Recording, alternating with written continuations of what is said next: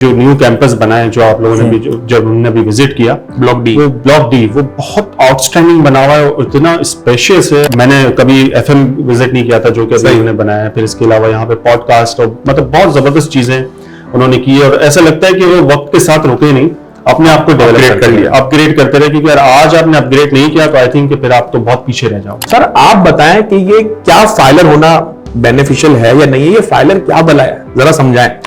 Filer होने में कोई इशू नहीं है, कोई नोटिस नहीं आते अनटिल अनलेस आप कोई अनयूजुअल ट्रांजैक्शन करो।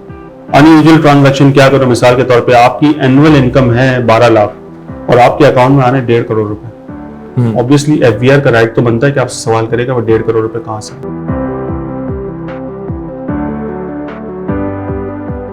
बिस्मिल्लाहिर्रहमानिर्रहीम, अस्सलाम वालेकुम वरहमतुल्लाहि वबरकातुहू।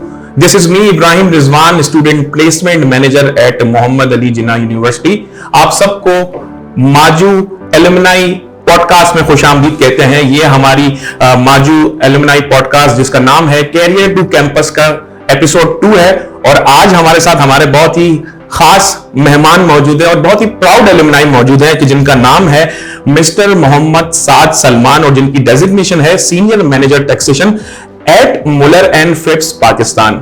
सर बहुत बहुत शुक्रिया कि आपने अपने कीमती वक्त में से वक्त निकाला और आज के इस पॉडकास्ट में हमें टाइम दिया। बहुत शुक्रिया, thank you very much. Sir सबसे पहले हम आपकी जर्नी से स्टार्ट करते हैं कि कैसी आपकी माजू के साथ आपकी जर्नी रही और क्या डेज थे, और आज आपको यहाँ पे आके कैसा लग रहा है। अच्छा जी, सबसे पहले तो बहुत बहुत शुक्रिया मोहम्मद अली जिन्ना यूनिवर्सिटी का, जिन्होंने मुझे इनवाइट किया। It is just like coming back to home. और अगर जर्नी की बात की जाए तो मेरी रजिस्ट्रेशन थी 2016 की। तब जो MBA था वो 2 साल का उस वक्त ऑफर हो रहा था, वो शायद लास्ट ईयर था 2016 में। अच्छा, I applied in IUBM as well, और ज़ेबिस्ट में भी मैंने अप्लाई किया था, बट वहाँ पर क्योंकि लास्ट डेट्स थी और वहाँ पर एडमिशन के थोड़े इश्यूज हो रहे थे, तो मैं मोहम्मद अली जिन्ना यूनिवर्सिटी आ गया। मेरे जहन में था कि यार पता नहीं क्या होगा, मज़ा आएगा नहीं आएगा, बट मैं आ गया। और मुझे याद अच्छे तरीके से कि when I was standing in the counter, तो वहां पर मेरे आगे 2 लड़के खड़े हुए थे, जो है वो बड़े बड़े बाल वाला, एक थोड़ा सा सोफिस्टिकेटेड। और मैं ये सोच रहा था कि यार पता नहीं किस तरह के लोग होंगे, किस तरह का एनवायरनमेंट होगा, क्योंकि मेरा जो बैचलर्स था वो मैंने BCom किया हुआ था। तो जब मैंने एडमिशन लिया तो मैंने इनसे कहा कि जी मुझे वीकेंड पे क्लासेस चाहिए, तो दे सेड कि हाँ ठीक है जी, वीकेंड पे आपको क्लासेस मिल जाएंगी। संडे को जो आपकी जो क्लास होगी वो होगी सुबह 10 से 1, और 1 से 2 होगा आपका लंच टाइम, और 2 से 5 क्लास होगी। तो आई वाज लाइक 1 से 2 लंच टाइम। तो guy looked into my eyes and said कि आप आ तो जाएं एक बार। ओके। और जब मैंने फर्स्ट मेरा वीक था, तो होता ये कि आप जब फर्स्ट डे होता है तो आप 1 दोस्त बनाते हो, 2 दोस्त बनाते हो। तो अल्हम्दुलिल्लाह फर्स्ट डे के अंदर मैंने 10 दोस्त बनाए जो आज तक हमारे साथ हैं। ऑब्वियसली फिजिकली तो नहीं, बट ये है कि वो ग्रुप में हमारा आज भी एक बॉन्डिंग है। ऑब्वियसली मिल नहीं पाते, सबकी अपनी अपनी मसरूफियात है, सब प्रोफेशनल लाइफ में बिजी हो गए। तो जो मैं एक्सपेक्ट कर रहा था कि माजू से, कि यार माजू में कैसा एनवायरनमेंट होगा, कैसे टीचर्स होंगे, कैसे लोग होंगे, बट मैं समझता हूँ कि ये मेरा एक लाइफ टाइम एक्सपीरियंस था माजू के साथ, जो शायद मरते दम तक में याद है। क्या बात है। रीजन बीइंग कि सबसे अच्छी जो बात यहाँ पर मोहम्मद अली जिन्ना यूनिवर्सिटी में वो ये है कि यहाँ के जो टीचर्स है ना, हर एक टीचर अपनी जात में university, that I can say without any hesitation, कि हर बंदा, हर टीचर अपनी जात में एक यूनिवर्सिटी है। जब मुझे याद है 2016 में, शायद 16 में हमारे स्प्रिंग में मैंने ज्वाइन किया था, या शायद फॉल में या स्प्रिंग में ही डॉक्टर साहब ने ज्वाइन किया था, जो आज भी हमारे साथ हैं, डॉक्टर जुबैर शेख। और उन्होंने बहुत सारे स्ट्रक्चरल रिफॉर्म्स किए। तो वी वर यंग और हमें था कि यार पता नहीं क्या है, मतलब कार्ड्स लगाना है और पार्किंग के इश्यूज, और किस तरह से बाइक आपने पार्क करनी है। उस वक्त हम बाइक पे आया करते थे, सही। लेकिन हमें नहीं पता था ये सारी चीजें हमारी ट्रेनिंग का पार्ट है कि जी आपने जो है वो अपने कपड़े इस तरह से पहनने, आपने कोई इस तरह के कपड़े नहीं पहनने जो आपको जो एक प्रोफेशनली आपको कहीं जाओ तो आपको यार क्या नींद से उठ के आ गए। तो वो सारी चीजें डॉक्टर साहब ने डायरेक्टली और इनडायरेक्टली हमारी ट्रेनिंग का पार्ट बना दिया था। अच्छा, फिर अगर बात की जाए टीचर्स की, तो आज तो बहुत सारे नहीं हैं और कुछ हैं जो अभी भी हैं। तो वो हर एक टीचर अपनी जात में एक यूनिवर्सिटी। क्या बात। आप किसी के पास भी चले जाएं, कभी भी आपको वो ये नहीं कहेगा कि यार मुझसे टाइम लेके आओ, हाउ डेयर यू कि आप मेरे कमरे में मुझसे डायरेक्टली मिलने आ गए। कभी भी ऐसा नहीं था। और अगर आज की बात करें, आपने मुझसे एक दूसरा सवाल पूछा कि आज आपको क्या डिफरेंस फील होता है आज आते हुए, तो जब मैं एंटर हुआ तो मुझे वही पुरानी वाली वाइब्स आई, तो मैं ये सोच रहा था कि यार क्लास से ज्यादा तो मैं इस जगह पर बैठा करता था, कैनोपी में, कैंटीन में। तो वो एक वाइब्स आपको बहुत अच्छी आती है, पॉजिटिव आती है जब आप दोस्तों के साथ होते थे, आपको कोई टेंशन नहीं होती थी। और इस प्लस ये कि उस टाइम पर, आज के टाइम पे एक बहुत बड़ा जो मैंने डिफरेंस फील किया कि जब ये जो न्यू कैंपस बना है, जो आप लोगों ने भी जब हमने भी विजिट किया, ब्लॉक डी वो बहुत आउटस्टैंडिंग बना हुआ है, इतना स्पेशियस है। और जो जिस तरीके से आपने बताया कि एलुमनाई अपना किसी भी वक्त किसी भी टाइम यहाँ पे आके बैठ के अपना कोई भी काम कर सकता है, तो मैं तो ये समझता हूँ कि यार अगर किसी ने फ्रीलांसिंग करनी है एलुमनाई ने, बिल्कुल, तो उसको तो फ्री ऑफ कॉस्ट एक रेंटल प्रीमिसेस लेने की जरूरत है, उसकी फ्री ऑफ कॉस्ट एक जगह बन गई, वहां बैठे, उसकी इन्वेस्टमेंट क्या है, उसका इन्वेस्टमेंट सिर्फ लैपटॉप है। बिल्कुल, आज की दुनिया जो है, अगर आपने कोई इनकम स्ट्रीम जनरेट करनी है, आपके पास सिर्फ एक लैपटॉप होना काफी है। बिल्कुल, और आपको कुछ नहीं करना। तो मैं तो ये समझता हूँ तो आपको एक फ्री ऑफ कॉस्ट, बल्कि मैंने भी इनको फैसले साहब को यही कहा कि यार फिर तो आपको उधर लोग अपनी अदर इनकम जनरेट करेंगे, तो आप तो उनसे एक रेंट चार्ज कर लें। तो कह रहे नहीं यार, हमने बेसिकली हमारा पर्पस ये है कि हम अपने एलुमनाई को फैसिलिटेट करें। ये बहुत अच्छा मैसेज जा रहा है टू फ्यूचर स्टूडेंट्स की, यार अगर हम करेंगे तो हमें कल को कोई इस तरह की फैसिलिटेशन, प्लस जो आज उन्होंने बताया कि आपके लिए लाइब्रेरी फ्री है, आप किसी भी वक्त आ सकते हैं, इंटरैक्ट कर सकते हैं, प्लस आप अपनी कोई अगर स्पेशलाइज्ड फील्ड है आप उसको ऑफर कर सकते हैं उसकी प्राइस। तो बहुत अच्छी और बहुत पॉजिटिव चीज है। मतलब मैंने कभी एफएम विजिट नहीं किया था जो कि अभी उन्होंने बनाया, फिर इसके अलावा यहाँ पे पॉडकास्ट, और मतलब बहुत जबरदस्त चीजें उन्होंने की है। और ऐसा लगता है कि वो वक्त के साथ रुके नहीं, अपने आप को डेवलप कर लिया, अपग्रेड करते रहे, क्योंकि अगर आज आपने अपग्रेड नहीं किया तो आई थिंक कि फिर आप तो बहुत पीछे रह जाओगे। अच्छा सर, मेरा नेक्स्ट क्वेश्चन ये है कि आपकी प्रोफेशनल जर्नी स्टूडेंट लाइफ से लेकर सीनियर मैनेजर टैक्सेशन तक कैसी गुजरी, क्या माइलस्टोन थे और क्या टर्निंग पॉइंट था? सबसे पहली बात तो ये कि मैं ये समझता हूँ कि जो आजकल तो खैर मामला ही डिफरेंट हो गया, बट जब मैं स्टूडेंट था यहाँ पे मोहम्मद अली जिन्ना यूनिवर्सिटी में, मैं समझता हूँ कि बच्चों को जो है ना एक एज के बाद उनको सेल्फ डिपेंडेंट कर देना चाहिए। सही, उनको आपने ये नहीं करना है कि जी मैं आपको पैसे दे रहा हूँ, आप मेरे पैसों पे यूनिवर्सिटी जाओ, आप मेरे पैसों पे जो क्लासेस ज्वाइन करो, नहीं। When I was 15 years old, मैंने जस्ट आफ्टर माय मैट्रिक, तो मेरे पेरेंट्स ने मुझे कहा कि यार अब आप जो है वो अपना एक्सपीरियंस हासिल करना शुरू कर दो। Although I was under as, 18 का भी नहीं हुआ था। हाँ।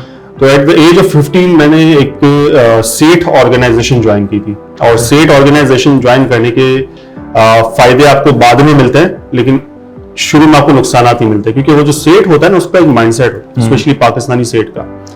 तो वो उसके साथ मैंने 3.5 साल काम किया। एट दैट टाइम मैं जब 19 का हो गया था, 18.5 का था। तो मुझे उन्होंने बहुत हार्ड टाइम दिया, बहुत टफ टाइम दिया, इतना टफ टाइम कि मुझे याद है कि उस टाइम पर मैं वहां पर भी अकाउंटिंग, टैक्सेशन, क्योंकि ऑब्वियसली ऑर्गेनाइज नहीं था, वहां पर सॉफ्टवेयर नहीं थे, मैनुअल रजिस्टर्स चल रहे थे। तो मुझे याद है कि तब मैं वहां पर टैक्स चालान हमारे होते थे, मैं ब्लैक, ब्लू, रेड, ग्रीन में पेन से फिल कर रहा होता था, और फिर वहां पर नेशनल बैंक में जाकर लाइन में खड़े हुए, और फिर प्यून आता था पीछे से, और वो कहता था भाई ये लो पैसे और जमा करवा दो।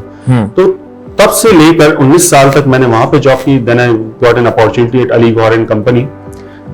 अली गौर एंड कंपनी एक डिस्ट्रीब्यूशन कंपनी थी, मैंने वहां पर तकरीबन 3.25 साल काम किया।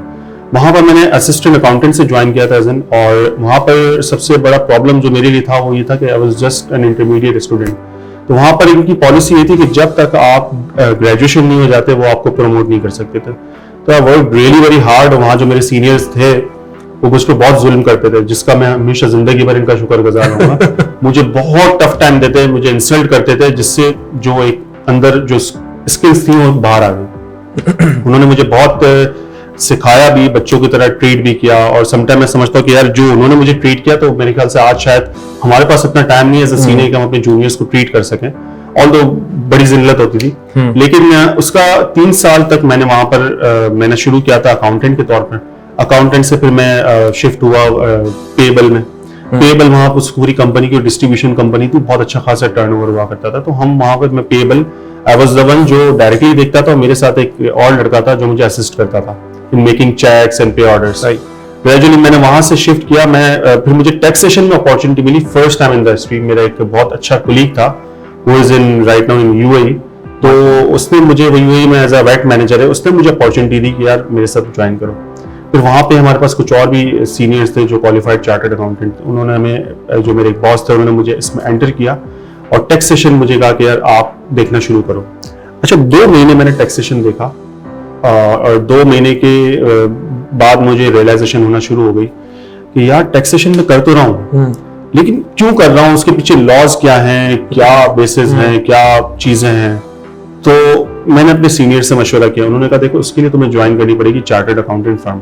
Then I've got an opportunity at Moore Stephens, Moore शेखा मुफ्ती के नाम से जो जाना जाता है, बहुत मशहूर, जो सेल्स टैक्स की समझ लें कि मैं समझता हूँ कि एक टॉप नॉच फर्म है। बिल्कुल। और उनके वहां पर मुझे एक अपॉर्चुनिटी मिली और वहां पर मैंने तकरीबन 1 साल काम किया, और वो 1 साल समझ ले वो मेरे लिए एक तरीके से मोहम्मद अली जिन्ना यूनिवर्सिटी थी। क्या बात है। जो वहाँ के पार्टनर थे जितने भी, वो जिस तरीके से आपको आपका जो कॉन्फिडेंस बिल्ड करते थे, दैट वाज आउटस्टैंडिंग। तो वहां पर उन्होंने, वहां पर जो मेरे सीनियर्स थे जिनसे मैंने आज तक सीख रहा हूं और पहले भी मैंने इनसे काफी सीखा था, तो वो लोग वो थे कि जो आपको कभी भी ये नहीं कहते थे कि नहीं यार। और वहां पर मैंने 1 साल काम किया, which is equivalent to 10 years। वहां पर जो मेरे कॉन्टैक्ट्स बने, दोस्त बने। अच्छा, जब मैं वहां पर था तब भी मेरा बीकॉम हुआ नहीं था, और एंड देन इवेंचुअली मैंने 1 साल के बाद मुझे अपॉर्चुनिटी मिली यामाहा मोटर्स में, which is a Japanese company. बिल्कुल। और इसका ऑफिस था पोर्ट कासिम पे। शुरू में 6 महीने हम क्लिफ्टन पे ही रहे थे, तो 6 महीने मैंने वहां काम किया, 6 महीने में पोर्ट कासिम पे चले गया, और इन दैट ड्यूरेशन मेरा ग्रेजुएशन हो गया। अब प्रॉब्लम ये थी कि पोर्ट कासिम पे सुबह आपको 6 बजे उठना पड़ता था, और आप वापसी आ रहे हो क्योंकि क्योंकि अकाउंट्स, टैक्सेशन, पेबल सेटअप उस वक्त बड़ा नहीं था, और कैशियर, सारी चीजें मतलब एक अंडर वन अम्ब्रेला थी। तो मैं जब सारी चीजें देखता था, फिर एक सिस्टम इम्प्लीमेंटेशन हुई, इसमें मेरा एक रोल था। तब वो सिस्टम का मैं फर्स्ट यूजर था। जाहिर सी बात है, माइक्रो लेवल की चीजें मैं खुद किया करता था, मेरे बॉस मुझे सुपरवाइज करते थे। अब वहां पर होता ये था कि हमारी जो मार्केट्स है वो खुलती थी दोपहर के बाद, सही। और 4 बजे पोर्ट कासिम पे 4:15 बजे छुट्टी हो जाया करती, मतलब बैल बजती थी, ऐसा लगता था स्कूल की छुट्टी हो रही है। तो मुझे समटाइम रुकना पड़ता था, जिसकी वजह से मुझे वापसी मैं आ रहा हूँ 9 बजे 10 बजे।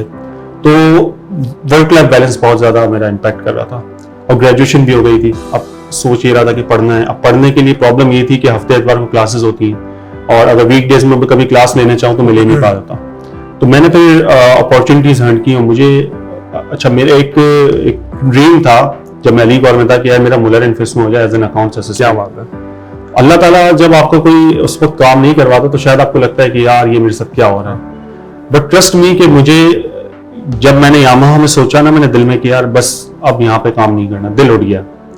तो मुझे वेरी नेक्स्ट डे मुझे एक मेरे सीनियर थे जो मोर शेखा मुफ्ती में थे, उन्होंने मुझे अप्रोच किया, क्या रहा है opportunity for you if you are interested. जी कहाँ है? उन्होंने कहा जी मेरे पास है मुलर एंड फिप्स। सर वो बात याद आ गई कि किसी चीज को अगर शिद्दत से चाहो तो पूरी कायनात आपको उससे मिलाने की कोशिश करती है। This is something natural. आपको मैं बताऊं, ये जो बात है अल्लाह ताला की तरफ से कि गुमान अच्छा रहा, बिल्कुल ये गुमान की बात है कि अगर आप आज एक चीज सोचते रहोगे ना तो आपको चीज मिल के रहेगी। इसमें मेरा बड़ा स्ट्रॉन्ग मेरा बिलीफ है। बिल्कुल। मुलर एंड फिप्स से मुझे अपॉर्चुनिटी आई। वेरी नेक्स्ट डे मेरा इंटरव्यू कंडक्ट हुआ। मेरा जिस साहब से इंटरव्यू हुआ था, उन साहब ने मेरा इंटरव्यू करने के बाद मुझे कहा कि आप HR चले जाओ। अच्छा, मेरी आदत थी कि जब भी मैं किसी भी इंडस्ट्री में जाता था, ऑर्गेनाइजेशन में जाता था, तो नेटवर्किंग करता था, दोस्ती यारी। ठीक है, अब जब आपका नेचर थोड़ा सा फ्रेंडली होगा ना तो लोग आपको अप्रोच करेंगे, आपसे बात करेंगे। तो जब मैं HR में गया तो वहां वो साहब थे जो मेरे साथ यामाहा में एज अ कंसल्टेंट रह चुके थे। क्या अब ये दिन आ गया मैं तुम्हारा इंटरव्यू करूंगा? ऐसा नहीं यार, जो फॉर्मेलिटी है। तो उन्होंने कहा ठीक है, मैं क्योंकि कॉन्फ्लिक्ट आ रहा है, मैं किसी और मैनेजर को बोलता हूं तुम्हारा इंटरव्यू कर लो। उस मैनेजर ने मेरा 1 घंटा तकरीबन पौना घंटे या 1 घंटा इंटरव्यू किया, और ऑन द स्पॉट उन्होंने कहा ठीक है हम आपको बताते हैं, और मुझे आइडिया हो गया था कि मेरी ज्वाइनिंग हो जाएगी। आफ्टर 1 वीक मुझे ऑफर लेटर मिला और मैंने ज्वाइन कर लिया मुलर एंड फिप्स। अच्छा, जब मुलर एंड फिप्स ज्वाइन किया तो वो ज्वाइन किया as a junior manager taxation. तो मेरे लिए एक MNC के अंदर वो भी जूनियर मैनेजर की पोजीशन एक बहुत मायने रखती थी। वहां से मेरी शुरुआत हुई है मेरी एजुकेशन की। अल्हम्दुलिल्लाह, डे बिफोर यस्टरडे मुझे मुलर एंड फिप्स में 10 साल हो गए। क्या बात है, it's a long journey. Long journey. मैंने ज्वाइन की थी 23 की एज में, जो कि कुछ नहीं होती, एंड नाउ आई एम माशाल्लाह से 33। तो वहां पर मुलर एंड फिप्स के अंदर जब मैं जूनियर मैनेजर मैंने टैक्सेशन ज्वाइन किया था, तो मेरे पास एक स्पेसिफिक पोर्टफोलियो था। अच्छा, अब स्टूडेंट एक गलती क्या करते हैं कि एक तो सबसे पहले आप कमाई के बजाय बाप कमाई पे चले जाते हैं। ठीक है, अब प्रॉब्लम क्या होता है, मेरे पेरेंट्स ने मुझे खुला छोड़ा कि जाओ बेटा मैट्रिक के बाद। अब तुम खुद, ऐसा नहीं था कि अल्हम्दुलिल्लाह कि मेरे पेरेंट्स कोई फाइनेंशियल कोई कांस्टेंट था या कोई ऐसा मसला था, but they want me to be independent. यार मुझे नहीं याद पड़ता कि मैट्रिक के बाद अपने पेरेंट्स से 1 रुपया भी लिया। क्या बात है। अल्हम्दुलिल्लाह मैंने कभी 1 रुपया अपने पेरेंट्स से। यहाँ एक सवाल मेरे जहन में आता है कि जो कि आपने मुझे बताया कि मैं मेमन फैमिली से बिलोंग करता हूँ, नॉर्मली मेमन फैमिलीज में ये सोचा जाता है कि भाई मैट्रिक कर लो बस दुकान पे बैठ जाओ पप्पा जी। जी तो ये नॉर्मली हम देखते हैं अपने खानदान में, क्योंकि मेरा ताल्लुक मेमन फैमिली से, तो नॉर्मली देखना होता है। तो आपके साथ कोई ऐसा कोई फेस नहीं कि आपने कि यार क्या करोगे भाई पढ़ के, नॉर्मली सुनते हो। और मैं ऐसा नहीं कहता कि हर जगह ऐसा है, काफी मेमन फैमिलीज अब पढ़ाई की तरफ आ रहे हैं और ऐसे ही 50-50 रेशियो है, लेकिन तकरीबन ज्यादा समझा जाता था कि नहीं यार पढ़ने से कोई फायदा नहीं, दुकान पे बैठना है। बिल्कुल, ये एक कॉन्सेप्ट था। लाइक मेरे फादर जो उनकी भी लाइफ सर्विस में गुजरी, उन्होंने कंपनी में एज ए कैशियर थे। मेरे दादा जो थे उनका कुछ अपना पार्ट टाइम अपना कारोबार भी था, सही सर्विस भी थी, बट फिर हालात के हिसाब से वो खत्म हो गया था। तो पढ़ाई के लिए तो मैं अगर आज भी कोई चीज पढ़ रहा हूँ ना और मेरा रिजल्ट आता तो मेरे फादर आज भी मुझसे पूछते क्या हुआ रिजल्ट का, मतलब बेस्ट क्या बात। माजू में भी जब मेरा एग्जाम होता था और वो पूछते थे रिजल्ट का क्या हुआ, मैं कहता बेस्ट। हालांकि एक कोर्स में मैं फेल भी हुआ वो भी अपनी गलतियों की वजह से। इसमें टीचर का कोई इसमें वो नहीं रोल, क्योंकि अब जाहिर सी बात है एक एज पे आपको रियलाइजेशन होती है कि आपने जो है वो कहाँ पे मिस्टेक की। अच्छा, मिस्टेक ऐसा नहीं था कि कोई लिखने में या पढ़ने में मिस्टेक की थी, वो तो टीचर्स फॉरगो कर देते हैं। आप कुछ समटाइम ऐसी चीजें कर लेते हो कि मतलब आप बिल्कुल ही ध्यान नहीं दो, तो ऑब्वियसली फिर तो आप मतलब वो कहते हैं जब तक बंदा अपनी मदद खुद अपने आप की मदद नहीं करेगा तो फिर कोई क्या हेल्प कर सकता है। तो मुलर एंड फिप्स में जब मैंने ज्वाइन किया तो वहां पर मैंने 2015 में मैंने ज्वाइन किया था, 9 जुलाई 2015 में। और 6 महीने मैंने कहा मैं जरा थोड़ा सा ट्रैक पे आ जाऊं, उसके बाद मैं अपनी एजुकेशन कंटिन्यू करूंगा। तो मैंने स्प्रिंग में माजू में ज्वाइनिंग दी। सही। और स्प्रिंग में जब मैंने ज्वाइनिंग दी, अल्हम्दुलिल्लाह जब होता ये रहा था मेरे साथ कि जब मैंने बीकॉम किया 2 साल का, उसके बाद वो फौरन 4 का हो गया। जब मैंने माजू में एमबीए में एडमिशन लिया 2 साल का, तो वो हो गया 3.5 साल। लेकिन कहा गया था ये बैच आपका लास्ट है, अब इसके बाद कोई बैच भी, ये इसके बाद वाला बैच शायद आपका लास्ट, इसके बाद कोई बैच हम 2 साल वाला नहीं करेंगे। तो जब यहाँ पर मैं 2.5 साल में आया तो हमारे पास ऐसे बेतहाशा टीचर्स मौजूद थे कि जो अपनी जात में एक इंसाइक्लोपीडिया यूनिवर्सिटी थे। क्या लाइक मैं नाम भी मैं कोट करना मेरे ख्याल से इनका राइट बनता है कि मैं उनका नाम कोट करूं, जिसमें से एक one of the best teacher I ever met is doctor Shujat Mubarak. ठीक है। अच्छा, इनमें से कुछ टीचर्स हम शायद हमने पढ़ा भी नहीं, सही, बट इंटरेक्शन होता था ना, और जिस तरीके से आपको ट्रीट करते थे, मतलब देखिए वो आपको एक फॉर्मली ट्रीट नहीं करते थे, आपको माजू का environment was just like family, जो मैंने किसी यूनिवर्सिटी में नहीं देखा। तो मेरा जो शुजात मुबारक के साथ इंटरेक्शन था, जो उन्होंने एक क्लास हमें पढ़ाई थी, आई फील सो ब्लेस्ड कि मैंने इनसे एक कोर्स पढ़ा है। मतलब मैं समझता हूँ ये मेरे लिए एक लाइफ में अचीवमेंट है। जबरदस्त। फिर एक टीचर और थे डॉक्टर ताहिर इस्लाम, उनसे मैंने पढ़ा नहीं था, बट जो उनका तरीकेकार था बात करने का। फिर डॉक्टर आसिफ नाजी, शायद मेरे टाइम पे तो वो डॉक्टर नहीं थे, बट आज माशाल्लाह सारे पीएचडी स्कॉलर्स हैं जो कि, और आसिफ नाजी का तो मैं समझता हूँ कि लेवल ऑफ नॉलेज ये था कि जब वो पढ़ा रहे होते थे तो समटाइम्स मैं सोचता था कि यार अल्लाह ताला ने इनको कितना मतलब इल्म दिया है कि मतलब इनकी जो सोच है वो कहाँ तक है। सर गजनफर इनाम, आप इनके पास मैथ स्टैटिस्टिक्स कुछ भी लेके चले जाएं, वो उसकी जो लेवल ऑफ नॉलेज।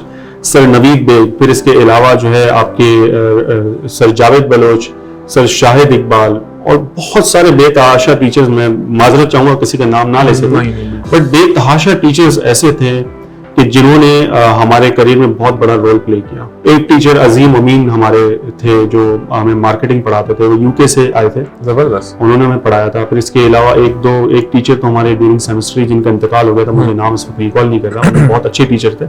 अच्छा, अब एक सबसे बड़ा स्टूडेंट मिस्टेक क्या करता है, वो करता है ये है कि बच्चा पढ़े ही जा रहा है, 25 साल की उम्र तक पढ़े जा रहा है, 26 साल पढ़े जा रहे हैं, 27 साल पढ़े जा रहे हैं। मैं ये कहता हूँ आपके पास कमाने की उम्र है 35 तक, इसके बाद आपका डिक्लाइनिंग फेज शुरू होता है। अल्हम्दुलिल्लाह आई वाज सो ब्लेस्ड कि मैंने 15 साल की उम्र से शुरू की थी जॉब।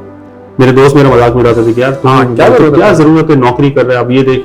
अच्छा, जब वो पढ़ाई करके फारिग हुए तो वो नौकरी ढूंढे, तो उनको कोई नौकरी नहीं दे रहा, तो मुझे लोग अप्रोच कर रहे। बिल्कुल।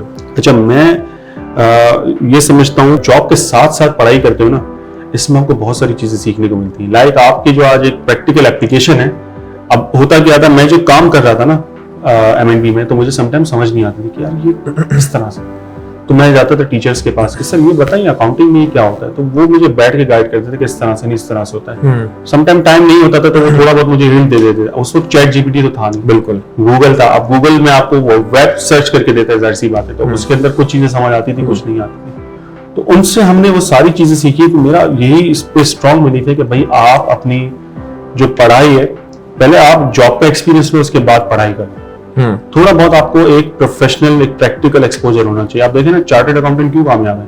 क्योंकि इनकी आर्टिकलशिप है।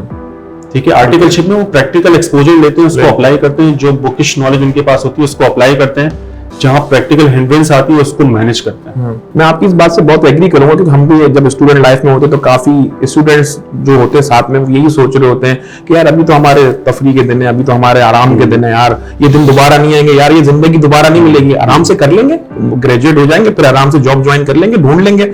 लेकिन फिर अब देखे ना कि कोविड का भी जब फेज आया कि जब लोग उस दौर में जब पास आउट हुए तो कितना मुश्किल हो गया जॉब ढूंढना। भाई मार्केट बिल्कुल बैठ गई, 1-1.5 साल तक तो लोगों को समझ में नहीं आया कि क्या करना है। तो अगर उससे पहले जिन्होंने इंटर्नशिप जॉब्स वगैरर ज्वाइन कर ली थी तो वो तो फिर वहीं रुक गए और फिर अपने काम में एक्सेल कर गए। लेकिन जिन्होंने इस चीज को सोचा कि यार अभी तो दिन है, कर लेंगे, तो उन्होंने बहुत, खासकर मैं समझता हूँ कि कोविड के फेज में बड़ा लॉस हुआ। अच्छा सर, मेरा नेक्स्ट सवाल ये है कि करंट टैक्सेशन लैंडस्केप को देखते हुए, करंट मार्केट को देखते हुए आप क्या समझते हैं कि नए आने वाले बच्चों को इस फील्ड में आना चाहिए? अच्छा, ये इस पे मैं इस तरह से आपको रिस्पॉन्ड करूंगा कि देखिए, सबसे बड़ी जो टैक्सेशन से पहले मैं आपको एक जनरी की बात करता हूँ। हमेशा याद रखें उस फील्ड में जाएं जहां पे रश कम हो। सही, ठीक है ना, ताकि आपको एज मिलेगा। सही।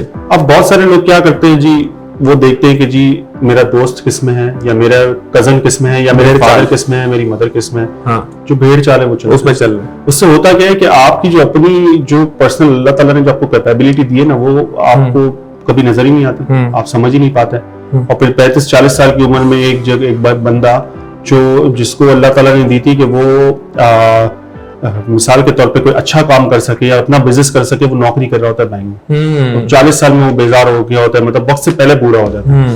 काम वो करो जिसमें आपको मजा है। टैक्सेशन एक पाकिस्तान में बहुत डायनामिक फील्ड है, और मैं आपको बताऊं कि ओमान के अंदर भी अब इनकम टैक्स आ रहा है, सऊदी में ऑलरेडी है, यूएई में ऑलरेडी है। तो आप सिर्फ पाकिस्तान के कॉन्टेक्स्ट में नहीं देखो, इसको आप ग्लोबली देखो, ऑल द वर्ल्ड की टैक्सेशन की क्या इस वक्त पूरी दुनिया में मार्केट चल रही है। नंबर 2 ये कि टैक्सेशन, मैं समझता हूं कि ऑब्वियसली मुझे इस फील्ड में 15 साल से ज्यादा हो गए, बट मैं स्टिल एक अदना सा तालिब इल्म हूं टैक्सेशन का, और मैं अभी भी सीख रहा हूं। क्या बात, ठीक है ना। उसमें ये एक इतना बड़ा समंदर है कि मैं तो समझता हूं कि कोई भी इसको इतनी जल्दी ग्रेस्प नहीं कर सकता ग्रेस्प। और जहां तक बात है स्टूडेंट्स की, तो मैं कभी भी किसी स्टूडेंट को ये नहीं बोलूंगा कि यार तुम टैक्सेशन में आओ। मैं ये कहता हूँ कि हमेशा अपने इंटरेस्ट की फील्ड में जाओ। आप यकीन करें, मैं आपको मिसाल देता हूँ कि मैंने अली गौहर में काम किया, मैंने मोर शेखा मुफ्ती में काम किया, मैंने यामाहा में काम किया, मैंने एमएनपी में काम कर रहा हूँ। हमने रात है टैक्सेशन के काम। हम रमजान में हमारा कभी ऑडिट होता था तो हम ऑफिस जाते थे सुबह में, और इफ्तार करके तरावी पढ़ के फिर रात में ऑफिस, और फिर सहरी के टाइम पे आ रहे होते थे। बजट आता था, बजट नाइट हम ऑफिस में लगाते रात को 3-4 बजे तक, और अपनी इंडस्ट्री की अपडेट अपनी पूरी मैनेजमेंट को भेजते हैं। ट्रस्ट भी मुझे आज तक कभी भी नहीं लगा कि यार ये क्या बोझ लेके चलना। हाँ, क्योंकि आपने अपनी फील्ड को एंजॉय किया। फील्ड इंटरेस्टिंग फील्ड है, वहां पे रश कम है, और जहां अगर आपने थोड़ा स्पार्क है ना, तो आप एकदम से उभर के सामने आते हैं। बिल्कुल। और हमारे यहाँ सबसे बड़ा एज पता है पाकिस्तान में क्या है कि मेजॉरिटी लोग जो है ना, वो कहते हैं यार छोड़, मेरा काम नहीं, मैं क्यों करूं। ये सबसे बड़ा डिसएडवांटेज है। वो काम भी करो जो आपका नहीं है। बिल्कुल। क्योंकि देखो, अल्लाह ताला कभी किसी की मेहनत रायगा नहीं। ठीक है ना, तो आपको कुछ नहीं तो लर्निंग होगी आपको।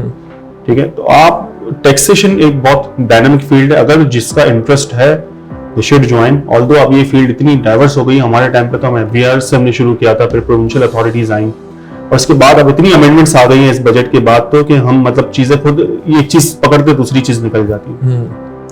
फील्ड बहुत अच्छी है, बहुत डायनामिक है। इसके हवाले से कुछ मिथ्स भी हैं। ये मिथ्स बिल्कुल इस तरीके से है कि जी काली बिल्ली रास्ता काट जाएगी तो ये हो जाएगा, ठीक है, कैंची चला लोगे तो लड़ाई हो जाएगी, ऐसा कुछ नहीं है। मिथ्स है कि जी टैक्सेशन में आओगे तो ये। मैं आपको एक और बड़ी मजेदार मिसाल बताता हूँ कि I been employed for past 15 to 18 years. मेरी सिर्फ सैलरी इनकम ही है। ठीक है जी, हमारी कंपनी के बाईलॉज में है कि आप during the course of employment आपको अपना पर्सनल काम नहीं कर सकते। तो अगर मुझे कोई ट्रेनिंग देनी होती है, पेड ट्रेनिंग होती है, तो मैंने उनसे एक अप्रूवल ली हुई रिटन में। ठीक है, ऑल्दो उन्होंने मुझे वर्बल अप्रूव कर दिया, that is fair enough, but मैंने बीइंग अ लीगल पर्सन मैंने उनसे अप्रूवल ली है रिटन में। ठीक है जी, अब मैं 1 साल पहले मैं उम्रे पे जा रहा था, तो मुझे, और माशाल्लाह मैं जा रहा था विद माय फैमिली, तो लोगों ने बोला अरे यार ये टैक्स वाले जो होते हैं ना 2 नंबर तरीके से पैसा कमाते हो जाते हैं। ये मिथ है कि जो बंदा टैक्स में है या तो वो रिश्वतखोर होगा या वो टैक्स चोरी करेगा, तो ऐसा नहीं है सर। पेशा कोई भी बुरा नहीं होता, लोगों से माशरा पहचाना जाता है ना। तो ऐसे तो मस्जिद में चंदा कलेक्शन करने वाले भी वो पैसे खा जाते हैं, बट जरूरी तो नहीं हर बंदा वैसा। बिल्कुल। तो ये मिथ्स हैं सारी। अगर आपका इंटरेस्ट है तो यू शुड ज्वाइन टैक्सेशन। बहुत अच्छी, बहुत डायनामिक, बहुत यूनिक फील्ड है। पाकिस्तान में नहीं, अगर समझ आती है बाहर चले जाओ, यूएई चले जाओ, कॉन्सेप्चुअली आपके सब सेम हो। मैं समझता हूँ कि जितनी कॉम्प्लेक्स टैक्सेशन रिजीम पाकिस्तान की है पूरी दुनिया में उतनी कहीं नहीं। अच्छा जी, यूएई का वैट लॉ सिंपल है, ओमान का मुझे आइडिया नहीं है बट मैं अज्यूम कर रहा हूँ कि सिंपल ही होगा। ठीक इसी तरीके से आपका जो सऊदी है वो भी सिंपल होगा। यूएस यूके का भी पाकिस्तान से ज्यादा मुश्किल नहीं हो सकता, इतना आई कैन अश्योर यू। अच्छा, बात चल रही है सर टैक्सेशन की और हमारे साथ टैक्सेशन के एक्सपर्ट बैठे हुए हैं। तो आजकल अगर माशरे में देखें तो एफबीआर नोटिसेस, जब से ये बजट आया उसके बाद से कि भाई हेडलाइंस देखते हैं कि एफबीआर ने घेरा तंग कर दिया नॉन फाइलर्स के खिलाफ। और अगर मैं बात करूं तो फिर लोग डर रहे होते हैं कि यार फाइलर बने ना बने, ये फाइलर नॉन फाइलर, फाइलर्स पे इतना टैक्स। कभी कभी मीम्स भी सोशल मीडिया पे चल रही होती हैं कि फाइलर होगा तो उसको ये बेनिफिट होगा, नॉन फाइलर पे तो ये टैक्स भी लग जाएगा, सांस पे भी टैक्स लग जाएगा, वैसे चल रहे होते हैं। तो सर आप बताएं कि ये क्या फाइलर होना बेनिफिशियल है या नहीं है, ये फाइलर क्या भला है, जरा समझाएं। फाइलर होने में कोई इशू नहीं है, कोई नोटिसेस नहीं आते अनटिल अनलेस आप कोई अनयूजुअल ट्रांजैक्शन करो। अनयूजुअल ट्रांजैक्शन क्या करो, मिसाल के तौर पे आपकी एनुअल इनकम है 12 लाख और आपके अकाउंट में आने 1.5 करोड़ रुपए। ऑब्वियसली एफबीआर का राइट तो बनता है कि आपसे सवाल करेगा वो 1.5 करोड़ रुपए कहां से। सही। अगर आपके पास इसका सोर्स है, यू कैन जस्टिफाई, आप उसको दिखा भी मेरे पास ये सोर्स है, मैंने लोन लिया है, लोन की आपके पास रिसीट्स होंगी, ठीक है, तो वो आप दिखा सकते हो, उसमें कोई इशू नहीं। अब जब भी इस तरह की बात होती है, मतलब मैं किसी भी पॉडकास्ट में देखता हूँ या किसी भी जगह देखता हूँ, तो लोग या तो आवाम को ब्लेम करते हैं या एफबीआर को या रेवेन्यू अथॉरिटीज को ब्लेम करते हैं। तो मैं समझता हूँ कि दोनों का अपना अपना एक रोल है। लाइक आवाम में बेचारे में अवेयरनेस नहीं है। अब एक पान वाले को क्या पता कि टैक्स क्या चीज है। आप सिर्फ इतनी सी मिसाल से अंदाजा लगाने कि आज भी हमारे मुल्क में जो हम बचपन से सुनते आ रहे हैं 22 करोड़ आवाम है। सही, ठीक है। जमात इस्लामी कहती है कि कराची में 2 नहीं 5 करोड़ है, चलो हम कहते हैं 25 करोड़ आवाम है। सही। 25 करोड़ में से व्हाट डू यू थिंक कितने आज की डेट में फाइलर होंगे? बहुत कम होंगे सर। कितने होंगे अंदाजा? 5 करोड़ होंगे। 5 करोड़ यानी कि आपने लगाया तकरीबन कोई 20% का आपने लगाया। हमारे पास हमारे मुल्क में आज की तारीख में फाइलर तकरीबन, मैं आपको एक मोटा नंबर बता रहा हूँ, 72 लाख। 72 लाख। इसका मतलब ये है कि अगर मैं इसको इंटरप्रेट करूँ कि या तो बाकी लोग टैक्स इनकम नहीं कमाते हैं, हाँ, या बाकी लोग चोर हैं। ऐसा भी नहीं है कि बाकी लोग चोर हैं या बाकी लोग इनकम, सबके अपने अपने सर्कमस्टेंसेस हैं। कुछ लोग जेन्युइनली इंटेंशनली नहीं कर रहे। क्यों नहीं कर रहे? एक डर है कि यार अगर हम करेंगे तो ये ना हो जाए। और कितनों को अवेयरनेस ही नहीं है। सबसे बड़ा इस वक्त जो प्रॉब्लम है ना टैक्सेशन में, वो है अवेयरनेस का। लोगों में जब तक आप 2 चीजें करने की जरूरत है। एक तो लोगों में अवेयरनेस फैलाओ और उनको आप एक अश्योरेंस दो, एक श्योरिटी दो कि यार आप अगर रिटर्न फाइल करोगे तो हम आपका 5 साल तक, 2 साल तक, 1 साल तक, 3 साल तक कोई आपसे आपका ऑडिट नहीं करेंगे। ये प्रॉब्लम है ना, लोग कहते हैं हम करेंगे तो वो ऑडिट हो जाएगा। It's not like that. आप करेंगे अगर आपके पास सोर्स ऑफ इनकम है, आपको पता है कि आपकी चीजें कहाँ से हैं, आपने कोई रिश्वत नहीं ली हुई, आपने कोई गलत काम नहीं किया, तो यू कैन जस्टिफाई। अच्छा सर, आप क्या समझते हैं कि एफबीआर का पोर्टल सिंपल है? क्या कोई एक आम शख्स उस पोर्टल को हैंडल कर सकता है? क्योंकि नॉर्मली सुनते हैं कि भाई फाइलर होना है कंसल्टेंट हायर करो, फाइलर होना है इससे राब्ता करो, उससे राब्ता करो। तो क्या एक सैलरीड पर्सन जिसके पास इतने असासे नहीं है, मिसाल के तौर पे 12 लाख रुपए सालाना इनकम है, जो कि लगता है थोड़ा बहुत टैक्स उसके ऊपर, तो वो क्या खुद कर सकता है फाइल के, फिर उसको जाना पड़ेगा किसी कंसल्टेंट के पास? अच्छा देखिए, ये बेसिकली जो है ना, हर साल एक नया ड्राफ्ट आता है। सही। इनकम टैक्स रिटर्न का, कि जी आप उस ड्राफ्ट को देखते हुए, अब इस साल भी एक ड्राफ्ट आया हुआ है। अच्छा, मैं ये समझता हूँ, मैं एक बड़ा अनबाइज्ड ओपिनियन दूंगा कि आप जरूर कर सकते हैं, बट आपको थोड़ी सी जो है ना उसकी डायरेक्शन की जरूरत है। सही। तो अगर आप किसी के साथ किसी की असिस्टेंस में अगर आप करेंगे तो आप इजीली कर सकते हैं। अगर आपका सिर्फ सैलरीड इनकम है, आपके एक्सपेंसेस हैं और आपके पास बैंक बैलेंस है, बेशक आपके पास थोड़ी बहुत वेल्थ भी हो, आपको कॉन्सेप्चुअली बताना है। क्योंकि देखिए लोगों में एक प्रॉब्लम क्या है, मैंने जितनी भी ट्रेनिंग्स की ना, तो लोग कहते हैं सर सब छोड़े, आयरिस बता दें। भाई पहले थ्योरी तो पढ़ लो। आयरिस इज जस्ट मेरा सॉफ्टवेयर। आपको किसी ने इंस्टाग्राम चलाने सिखाया था, स्नैपचैट खुद आपने एक्सप्लोर किया, तो iris is just a software. Main चीज है आपको लॉ की अंडरस्टैंडिंग होनी चाहिए कि लॉ क्या चीज है ना। तो लॉ जब तक आप नहीं पढ़ोगे, नहीं समझोगे, मैं ये नहीं कहता कि आप पढ़ो हार्ड बेयर लॉ आप पढ़ने बैठ जाओ, मोटी मोटी किताबें नहीं, बट आप ऑब्वियसली जब आप करते हो ना, आप किसी के असिस्टेंट से लो, ठीक है। मिसाल के तौर पे मुझे किसी एमबीबीएस की फील्ड के अंदर कोई चीज एक्सप्लोर करनी है, तो मैं किसी इंजीनियर से तो नहीं पूछूंगा, बेशक उसका कितना भी एक्सपीरियंस। मुझे आइडियली क्या चाहिए कि मैं किसी एमबीबीएस वाले, जान पहचान में आपको बहुत सारे लोग मिल जाते हैं, मैं जाऊंगा और उससे पूछूंगा कि यार मुझे ये थोड़ी गाइडेंस दे दो। सही, तो ये है सर। आजकल आप क्या समझते हो कि कौन सी ऐसी मिस्टेक्स हैं जो कि फ्रेश ग्रेजुएट्स करते हैं और उनको कैसे अवॉइड किया जा सकता है? ओके, फ्रेश ग्रेजुएट्स का एक तो ये है कि सबसे पहली बात कि अगर इनमें एक कॉन्सेप्ट जो भी आपने थोड़ी देर पहले कहा भी था कि यार यही वक्त है जीने का और यही वक्त है करने का, जिंदगी मिलेगी ना दोबारा ऐसे सोच हम आपने भी सुना होगा ऐसे। जी, ये दीवानी है दीवानी। ये मूवीज देख के जो है ना, बेसिकली हमारे जो फ्रेश ग्रेजुएट्स है ना, तो वो समझते हैं कि life is just like a Bollywood movie. Yes, लेकिन बॉलीवुड मूवी में अक्सर जो दिखाया जाता है तो फिर वो एक रफाइल पड़ा होता है, वो एक चाय पीने कराची आया हुआ होता है या लाहौर आया हुआ होता है, और फिर जुमला होता है टी इज फैंटास्टिक। हाँ, टी इज फैंटास्टिक। तो life is not like a Bollywood movie. हाँ, आपका जो एक माइंड सेट है कि यार मुझे घूमना है फिरना है, मैं जो है दोस्तों के साथ एंजॉय करूं। ट्रस्ट मी कि जब मैं यूनिवर्सिटी में आया था ना, तो मेरा इतना एक्सपोजर हो गया था कि मुझे अल्हम्दुलिल्लाह I was at a good salary, ठीक है। मेरे पास 1 साल के बाद मुझे अल्हम्दुलिल्लाह कंपनी ने कंपनी मेंटेन गाड़ी भी दी थी। क्या बात है। मेरा फ्यूल कंपनी की तरफ से था, गाड़ी की मेंटेनेंस कंपनी की तरफ से थी, मैं एग्जाम की फीस खुद पे करता था। एक बार फेल भी हो गया अल्हम्दुलिल्लाह। मेरे घर वाले ने पूछा क्या हुआ, मैंने बोला बेस्ट पास। मेरी सीजीपीए 3.8, हालांकि उतनी नहीं थी, बहुत कम थी। बट मैं यही समझता हूँ कि एक तो सबसे पहली बात अपनी इंटरेस्ट की फील्ड में जाओ। आज तक आप मेजॉरिटी स्टूडेंट देख लो डायरेक्शन लेस है, पता ही नहीं करना क्या है लाइफ में, पता ही नहीं करना क्या है भाई। आप सोचो तो सही, गौरव फिक्र जो उससे कहते हैं कि आपने गौरव फिक्र ही नहीं किया कि आपको लाइफ में करना क्या है।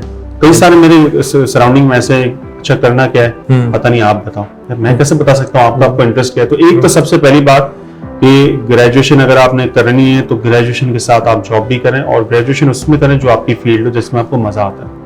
और ऐसी जगह, ऐसी इंडस्ट्री में, ऐसे काम में जाएं कि जहां पर आपको लगे कि यार यहाँ रश कम है। ये मेरा अपना पर्सनल व्यू है। वहां जाएंगे जहाँ रश बहुत ज्यादा है तो वहां सैचुरेटेड, इतना एडेड एडवांटेज आपको मिलेगा नहीं। आपने 3 इडियट्स में भी वो देखा था फरहान नाइट्रेट को, सही, कि जिसके अंदर उसने एक फोटोग्राफी की फील्ड चूज की थी, उसके अंदर आप बहुत आगे निकल सकते हो। आपको काम नहीं गेम लगेगा। सही, तो आपको फील्ड फिर ऐसी ही चूज करनी चाहिए। अच्छा, साथ साथ मुझे ये बताएं कि आपकी स्टूडेंट लाइफ के अंदर कौन सा ऐसा लम्हा था, कोई मजाकिया हो जाए या कोई सीरियस हो, कि जिसको आप नहीं भूल सकते और ख्वाहिश रखते हैं कि काश ये लम्हा दोबारा आ जाए? मैं तो समझता हूँ पूरे 2.5 साल दोबारा आ जाए। क्या बात है। ठीक है। लेकिन एक मोमेंट था जब मुझे ऐसा लगा कि वो that was a life changing moment. मैं एक प्रेजेंटेशन दे रहा था, हमारे एक टीचर थे सर अजीम अमीन, उनकी क्लास में मार्केटिंग की प्रेजेंटेशन दे रहा था, और वो मेरे ख्याल से मेरा पहला या दूसरा सेमेस्टर था, मेरे ख्याल से पहला सेमेस्टर था। मैंने कभी पब्लिक स्पीकिंग नहीं की थी। सही ना मैंने कभी सोचा था कि मैं पब्लिक स्पीकिंग कर सकता हूँ, मेरे वहमो गुमान में कभी भी नहीं था। तो हमारी प्रेजेंटेशन थी, और हमारी सर जो प्रेजेंटेशन करवाते थे इंडिविजुअल प्रेजेंटेशन। तो जब प्रेजेंटेशन हो गई तो मैं थोड़ा सा हेजिटेट भी हो रहा था, थोड़ा सा रिलक्टेंट भी था, और थोड़े हाथ पीछे कर रहे थे। तो at the end of the presentation तो सबने पूछा सर आप ये तो बताएं किसकी प्रेजेंटेशन सबसे अच्छी थी। आई वाज नेवर एक्सपेक्टिंग, किया मतलब मुझे पता ही नहीं था कि यार ये मेरा नाम ले लेंगे। तो मैंने कहा मुझे सबसे अच्छी प्रेजेंटेशन 7 की लगी। That was a life changing moment. और फिर उसके बाद मुझे मेरा उस वक्त जो कॉन्फिडेंस का लेवल था वो यहाँ से यहाँ आ गया था। क्या बात है। ट्रस्ट मी, उसके बाद मैंने हर क्लास में प्रेजेंटेशन में मैं सबसे आगे।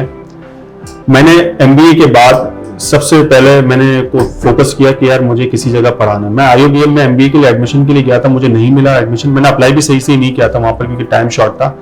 मैंने आईओबीएम में 4 साल पढ़ाया। माशाल्लाह। अभी 1 साल से मैंने ब्रेक लिया है क्योंकि ऑब्वियसली मुझे ऑफर हुआ था, बहुत टाइम था, इसके बाद ऑफर नहीं हुआ। मैंने आईओबीएम में अल्हम्दुलिल्लाह 4 साल पढ़ाया। मैंने कैसबिट में पढ़ाया, मैंने हमदर्द यूनिवर्सिटी में पढ़ाया। आईबीए को छोड़ के कोई ऐसी यूनिवर्सिटी नहीं जहां मैं एज ए गेस्ट स्पीकर ना जा चुका हूं। और मेजॉरिटी ऑफ द चांसेस दिए मुझे मेरे मेंटर्स ने। सर डॉक्टर उमर बेग का भी मैं नाम लूं, जिन्होंने मुझे फर्स्ट अपॉर्चुनिटी दी थी बेनजीर भुट्टो शहीद यूनिवर्सिटी में as a guest speaker in front of 80 students. क्या बात। और वो मेरे लिए एक समझने कि 80 स्टूडेंट्स के सामने बोलना, और वो मेरा मोमेंट वो था जो सर अजीम अमीन ने जो एक स्पार्क क्रिएट किया था उसकी वजह से मैंने पढ़ाना शुरू किया। पढ़ाने के बाद मैं आज बड़े बड़े फॉरम्स पर अल्हम्दुलिल्लाह टेक्स्ट बार के फॉरम पर मैंने एक प्रेजेंटेशन दी। तो मैं ये समझता हूँ कि ये कि मैं जब टीचिंग के प्रोफेशन जब से मैं आया हूँ, मैं अपने हर सेशन में बच्चों को कहता था प्रेजेंटेशन दो। आखिरी क्लास के एंड में कहता था 15 मिनट है, चलो भाई आज जो पढ़ा सामने जाके बताओ। और मैं स्टूडेंट्स को उसी तरीके से एनकरेज करता था कि शायद इसमें से कोई 7 सलमान निकला है, सही, जिसकी स्पीकिंग स्किल्स बेहतर हो जाए। बिल्कुल ठीक है, तो आजकल के माशरे में ये जो दिखता है वो बिकता है। तो आपको अपनी ग्रूमिंग, कम्युनिकेशन स्किल्स, अपनी पर्सनैलिटी, अपनी ड्रेसिंग, वो आपकी बहुत मैटर करती है। क्योंकि रिसर्च के मुताबिक 70% जो है ना बंदे की अपीयरेंस देखिए अगला अंदाजा लगा देता है कि वो कितने पानी में। ठीक है, 30% आपकी communication skills and technical skills count करती है। तो वो मेरे लिए जो एक मोमेंट था वो that was a life changing moment. सही है साद साहब, बहुत बहुत अच्छा लगा आज आपसे बात करके। यकीनन वक्त की कमी है और ये 35-40 मिनट किस तरीके से गुजर गए मुझे पता नहीं लगा, और यकीनन हमारे नाजरीन ने भी बहुत कुछ सीखा होगा। Thank you so much once again कि आप यहाँ पर आए और आपने वक्त निकाला और माजू में आज हमें अपना वक्त दिया। तो बस मैं यहाँ इस पॉडकास्ट का एंड करना चाहूंगा। ये सिलसिला इंशाल्लाह रुकेगा नहीं, इस सीरीज को इंशाल्लाह कंटिन्यू रखेंगे। आप हमें सजेशंस दे सकते हैं कि किस तरीके से हम अपने इस सेशंस को मजीद बेहतर कर सकते हैं। कमेंट सेक्शन में जरूर बताइएगा, अपनी राय से जरूर आगाह कीजिएगा। और मुझे इब्राहिम रिजवान और हमारे गेस्ट साद साहब को दीजिए इजाजत। इंशाल्लाह माजू के किसी और पॉडकास्ट में आप लोगों से फिर से मुलाकात होगी। अपना बहुत ख्याल रखिएगा। अल्लाह ने के बाद।